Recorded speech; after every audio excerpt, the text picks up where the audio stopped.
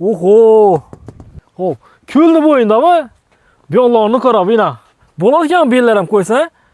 Assalomu alaykum. Assalomu alaykum, yaxshimisiz? Nechsiz? Yaxshimi? Sağolunuz, yaxshimi? Geldingiz bek. O, bu ne panel bu? Bu panel ina. Panel qo'yib turibmiz. Bizlarning xalq xizmatida shu. Bu subsidiya chiqqan bunda bu. Bu jismoniya chiqadi, yuridiklara chiqmaydi-da. Biz ham ma'quzi jismoniylarga qo'yib beramiz, yuridiklara chiqmaydi.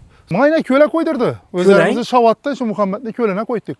Buni xudo xolasa. Yana Qo'listonimiz obunachilar Shavat tumani Qo'lis, ya'ni Bo'ston mahallasida ina shunda ko'la, ina shunda quyosh panel o'rnatibdilar. Necha kilovat beradi endi bu tokni? Bu hozir 15 kilovat qo'yib berdik. 24 dona panelimiz ina 15 kilovat. Endi ko'lda nima maqsadda foydalanadi bundan? Ammo shu suv kamaysa, shuna uchun foydalanaveradi-da. O'zlari tok, nasos, bu ishlar. Asosiy tokku bunda hammasi. Panelimiz ham zo'r paneldan qo'ydik ina. Ay? Hava davlatga sotish ham o'zi foydalanish. Maqsad o'zi shu ikkisidan ham foydalanishda. Paneldan Resta degan paneldan qo'yib berdik. Bahasini ham normalniy qilib berdik, bahasini. Bahasini 34 milliondan qilib berdik. 34 milliondan. 34 milliondan. Subsidiyasiz. Shudur 34 million mu? Mana 10 kilovati. Bu 15 kilovat 51 million pul. Bu 51 million bo'ldi. Ava, bu yaqindan ham bir ko'rsatib bering. Obunachilarimizga.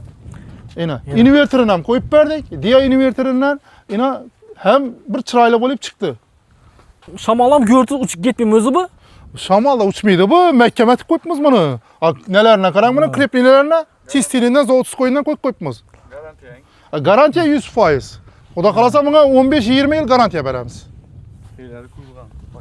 Ina, teylari qo'yilgan, hammalari normalniy. Teylardan qo'yib mustahkam uzatibsizlar, ina peslarni qaranglar. Endi shamol shu nima bo'lishi uchun qilib turibmiz buni. Ina kraska bo'yab, chistiyatib qo'yibmiz.